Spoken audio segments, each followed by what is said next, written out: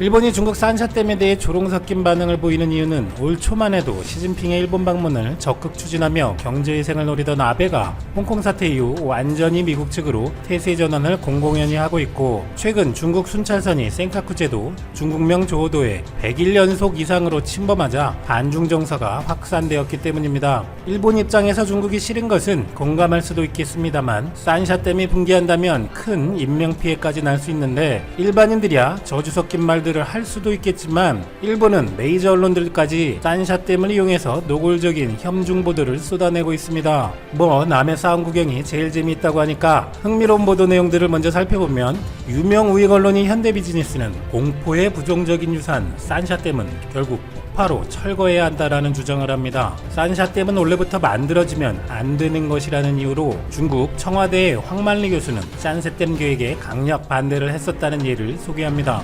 황만리는 제방붕괴, 침수, 기후변동, 지진 빈발에 주열 흡충이라는 기생충에 의한 만성질환까지 생긴다며, 이런 문제들 때문에 결국 마지막에는 산샤댐은 폭파로 철거해야 할 것이라는 주장을 했었다고 합니다. 그리고 기사는 현재 중국에는 98,000개의 댐이 있는데 그중 82,000개의 댐에 결함이 있어 제거하거나 보강할 필요가 있고, 거기에는 산샤댐도 포함된다고 하며, 1975년 태풍 니나의 직격에 86,000명이 익사, 수해에 의한 역병과 식량 부족으로 24만 명이나 희생되었다는 사실을 예로 들면서, 중국은 국가 프로젝트로서 체면을 따지지 말고 국민의 생명을 지키기 위해서 산샤댐을 폭파해서 철거해야 한다고 주장합니다. 그런데 이 홍수의 나비 효과로 트럼프의 옥수수를 아베가 산다고 했다가 뒤통수 쳤었던 일이 있었는데, 결국 중국이 사게 된 일도 생겼네요. 현대비즈니스는 산샤댐 보도를 계속하는데, 현재 중국 당국과 언론은 홍수 피해에 대한 데이터를 발표하고 있지만 하나도 못 믿을 내용이어서 실제 피해는 훨씬 큰 상태이다. 양자간 유역은 최대 식량 생산지인데 그 침수 피해가 심각한 상황이고, 중국은 침수 피해를 받은 농경지가 중국 전체 농경지의 2.1%밖에 안 된다고 하지만 사실은 30% 이상이다. 몇 년간 풍년으로 정부는 식량을 많이 비축하고 있다고 말하지만 이것도 못 믿겠으며, 정부와 관리자들의 부정부패로 실제는 비축된 식량이 없다. 그래서 식량 부족을 예견하고 7월 10일과 15일에 미국으로부터 옥수수 300만 톤가량을 수입하기로 계약했다. 올 1월에 미중 무역 협상으로 중국은 20조가량의 미국 상품을 더 사기로 하고, 미국은 추가 관세 유예를 해주기로 한 협상을 한 것도 있지만, 지금 홍콩 사태 이후 미중 관계를 보면 무역 협상의 후속 조치로 옥수수를 구매한 것이 아니고 원수 같은 관계가 된 상황에서 중국이 미국에서 옥수수를 구매한 것은 그만큼 식량 문제가 절박하기 때문이라고 주장합니다. 그리고 8월까지 앞으로 비가 더 내릴 것이기 때문에 식량난은 더 커질 것이라는 예상인지 바람인지를 주장합니다. 뭐 중국 발표는 못 믿겠다는 말은 맞는 말이라는 느낌도 들지만, 이 기사는 오직 중국을 까기 위해서 거의 모든 내용이 추측, 아니 바람을 근거로 작성한 것 같기도 하네요. 7월 중순에 미 상무부와 중국이 수백만 톤의 옥수수 계약을 했다면 최소 몇 달 전부터는 협의한 결과일 것 같은데, 중국은 몇 달 전부터 기록적 폭우와 농경지 침수를 다 예측했다는 걸까요? 그리고 대표 우파 전문지 JB프레스에 부실공사 다발 3개의 위험을 뿌리는 1대1로라는 기사도 눈길을 끕니다. 현재 산샤댐의 위기는 중국 토목의 부실공사 때문이고, 양자강 라인의 각성에서는 매년 제방붕괴 사고가 일어난다. 원인은 관청, 건설업자, 감독기구 모두 부정부패했고 토목기술도 부족하기 때문이다. 중국에서는 현재 1980, 90년대에 지어진 건물들의 붕괴 사고가 빈발하는데, 중국에서는 신축 건물의 수명은 30년 미만이다. 케냐, 라오스, 캄보디아, 파키스탄 등 1대1로의 토목공사를 하는 나라들에서 교량, 건물 붕괴나 중국 업체들의 부정부패로 비리 문제가 크게 불거지는 등 중국 1대1로의 핵심 사업인 토목건설 사업은 부패체질, 안전경시, 미숙한 건설기술 등으로 전 세계적으로 사고와 환경 파괴 문제를 불러올 것이다 라고 하는데요. 전체적으로 맞는 말 같은데 산샤댐으로 시작해서 1대1로를 이렇게 연결하는군요. 무슨 지정학, 전략학을 한다는 이 사람은 일본에서는 인지도가 좀 있다고 하는데요. 앞서 1975년 태풍 니나로 24만 명이나 희생된 일을 계속 비웃으면서 얘기합니다. 그리고 중국 당국이 연도별로 산샤댐은 절대 안전하다며 한 말을 전하는데, 2003년에는 1만 년, 2007년에는 1000년, 2008년에는 100년에 한 번 발생할 홍수가 아니면 안전하다. 그러다가 2010년에는 산샤댐의 홍수 방지 능력도 유한하다고 꼬리를 내리다가 2020년 올해는 블랙스완이 일어난다면 위험할 수도 있다고 한 중국 당국의 점점 자신감이 떨어지는 표현을 소개합니다. 전체적으로 일본에 비하면 중국은 미개하고 토목건설 수준이 후진적이다라는 맥락으로 얘기하는 건 자기 맘이겠지만 과거 수많은 사상자가 있었고 현재도 큰 피해가 우려되는 민감한 내용에 대해서도 표현을 자제하지 않고 신나서 비웃는 분위기는 중국이 싫다고 해도 유명인인데다 방송이라는 걸 감안하면 과하다는 기분도 들게 합니다. 이렇게 일본에서는 최근 중일 관계와 맞물려 전체적으로 중국 산샤댐에 대해서 고소하다며 비웃는 분위기가 지배적입니다. 그런데 만약 산샤댐이 진짜 붕괴된다면 중국이 모든 책임을 일본에 전가할 수 있다라는 말이 중화권과 일본에 퍼지면서 일본인들이 가뿐싸 즐겁을 하고 있습니다. 데일리 신초는 그 이후로 2000년 산샤댐 건설 프로젝트의 2단계 공사에서 미쓰이 물산을 통해서 현 일본 제철인 스미토모 금속이 수압 철관용 강판 4,600톤을 수주했는데 품질 검사 결과 충격에 대한 강도가 기준에 미달하여 불합격했었던 일이 있었다는 것을 보도합니다.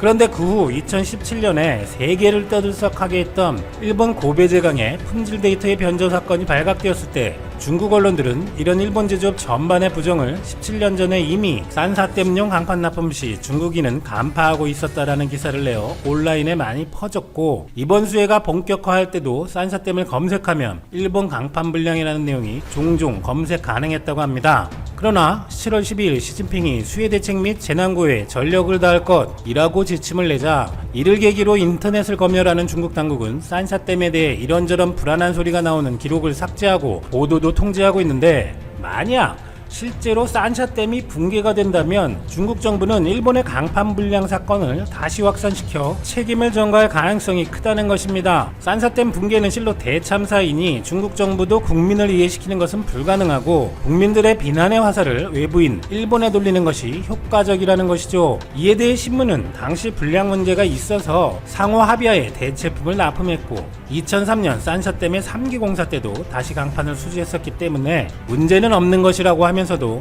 이런 문제에 대해 일본 제철에 문의했지만 가정에 의한 사항은 답변할 수 없고 당시 불량 문제에 대해서도 언급을 회피했다라고 하네요. 이와 관련해 대만방송에서도 마에다 건설이라는 일본 회사가 산샤댐의 기술 컨설팅에도 참여했었고 일본 제철의 불량품 문제도 같이 다루면서 일본에 화살을 돌릴 수 있다는 내용이 방영되기도 했었습니다. 일본은 당시 불량품에 대해 대체품도 납품했고 다음 공사 때도 수주했었기 때문에 문제없는 것이다 라고 말할 수는 있겠지만 일본으로서 두려운 것은 그런 내용 자체가 퍼지게 된다면 일본의 수치였던 2017년 고베제강 사태가 전 세계적으로 다시 큰 주목을 받을 수밖에 없는 것입니다. 이름하여 고베제강 데이터 날조 사건은 무려 40-50년 전부터 알루미늄과 구리, 철강 제품까지도 품질 데이터를 조작해서 일본뿐만 아니라 세계 각지에 수출을 했었던 것이 밝혀진 큰 사건이었습니다. 도요타, 닛산, 혼다, 신칸센, 자위대기기, 미쓰비시 중공업의 우주로켓, 발전소 등 일본뿐만 아니라 GM, 포드, 영국의 고속철도, 보잉, 비행기 부품에 세계 각지의 교량 등에까지 사용되었기 때문에 세계적으로 리콜은 물론이고 안전 문제까지 크게 불거졌었고 미 법무부에서도 조사를 했는데 담당 부서가 사기 담당이었다는 얘기도 있을 정도로 그동안 기술과 신뢰라는 이미지에 포장되었던 일본의 실체가 적나라하게 폭로된 사건이었습니다. 이후 어찌어찌 협상이 잘 되었는지 시간이 지나면서 잊혀졌지만 당시에는 일본 제조업체 전체가 폭락할 것이라는 예상까지 있었죠. 지금 코로나 사태에서 팩스로 집계하고 그야말로 무수한 삽질들을 하는 모습을 보면 당시 고베제강의 고의적인 조작, 즉 일본인들의 비양심과 주먹구구식 일처리는 여전하다는 것을 보여주는 것 같기도 합니다. 한편 한 가지 또 재미있는 사실은 아베는 청년 시절 고베제강에서 일을 했었는데 근무 시절 자신의 일화를 일본의 사회 새내기들을 대상으로 한 강연에서 연설했었던 적이 있습니다. 고베제강소 신입사원 시절 수치 입력하는 걸 실수해서 길이가 부족한 파이프를 대량으로 제조한 적이 있다. 해고된다고 생각했었지만 별일 없이 무사했다. 새내기 사회인 여러분들도 작은 실수에 연연하지 말고 열심히 노력해라. 구속된 남성은 40대 일본인으로 방위성과 외무성에서 근무한 경력이 있으며 중국 정치를 연구하고 있었습니다.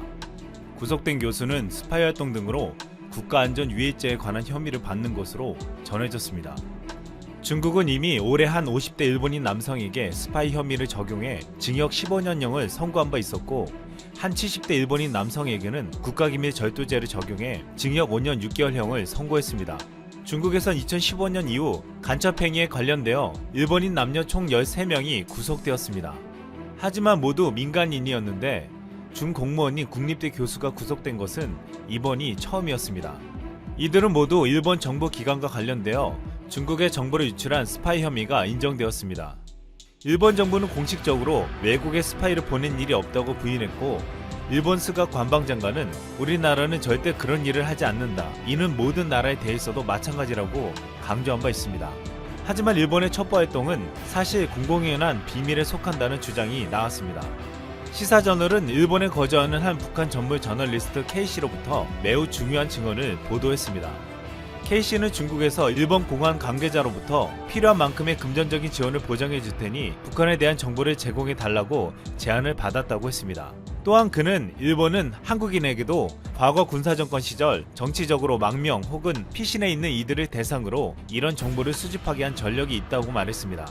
일각에서는 중국도 일본에 대거 스파이를 보내 그 수가 5만 명에 이른다는 주장도 있습니다.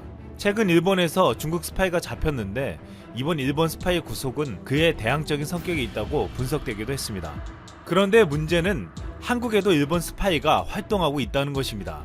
지난 2013년 일본 교도통신은 일본 자위대가 한국에서 신분을 위장한 정보 수집팀을 운영하고 있다고 보도했습니다. 육상자위대 비밀정보부대가 냉전시대부터 한국, 중국, 러시아, 동유럽 등에 거점을 설치해 정보를 수집했다는 것입니다. 이들은 육상자위대의 정보어학 인사 등 교육기관인 고다이라 학교 심리방어과정 수료자 수십 명으로 구성됐으며 DIT라고 불린다고 했습니다. 이들은 한국에서 일본 상사업체의 지점사원을 가장한 팀원이 협력자를 활용해 군사정보 치안 정보를 수집한다고 했습니다. 또한 1993년 시노하라 사건은 과거 한국의 친일파들이 국가 기득 권력으로 포진하고 있다는 사실을 알려주었습니다. 해군 소령으로 근무했던 고 씨는 동생이 일본 후지TV에 일하면서 일본 정보기관들이 포섭을 했습니다. 후지TV 한국 특파원이었던 시노하라는 고소령에게 접근해 군사정보를 빼냈습니다. 이때 놀라웠던 것은 고소령이 정보를 주는 대가로 요구한 것이 본인의 진급이었습니다. 이때만 해도 일부 군요직 장성급들이 일본 정부의 돈을 받아가며 군사정보를 넘기거나 일본 측의 요청에 특정 인물을 진급시켜주기도 했다는 것입니다. 작년에는 국군정보사령부의 정보팀장이 직접 요원 명단을 일본의 돈을 받고 넘겨 재판에서 실형을 받기도 했습니다. 한국군이 일본과 정보거래가 많은 것은 해방 후 초기 한국군의 수뇌부가 일본 군관학교 출신들이 많았기에 이후에도 이들은 일본 군관학교 동료들과 교류한 것이 뿌리라는 이야기도 있습니다. 이뿐만 아니라 일본은 한국의 각종 재단, 기업의 민간 연구 지원 기관 등에 자금을 지원하고 한국의 친일 인사들에게도 연구 자금을 지원하고 있다고 알려져 있습니다. 호사카 유지 교수는 일본이 친일파 양성에 매년 1조 원을 쓴다고 폭로한 바 있고, KBS도 지난 8월 방송에서 일본이 친일파들을 매수하는데 매년 1조 원 이상의 돈을 쓴다고 보도했습니다. 일본은 일본 내 한국 유학생이나 과거 유학생이었던 사람들 중에서 사회적으로 활동할 수 있다고 판단되는 사람과 앞으로 유명인이 될 수 있다고 보이는 사람들을 선별하여 교육비는 물론 훗날 연구비라는 명분으로 생활비 지원을 하며 돈을 쏟고 있다고 했습니다. 이 때문에 호사카 유지 교수는 한국 국민들이 걱정해야 할 것은 일본이 아니고 한국 내 증가하는 내국적 활동을 하고 있는 신친일파들이라고 지적하기도 했습니다. 앞으로 점점 달라지는 동북아 지원과 첨예한 갈등이 야기되는 가운데 일본 스파이는 더욱 늘어날 것으로 전망되고 있습니다. 우리는 이제 국내 침투해 있는 스파이까지 경계하는 시대에 이미 와 있습니다.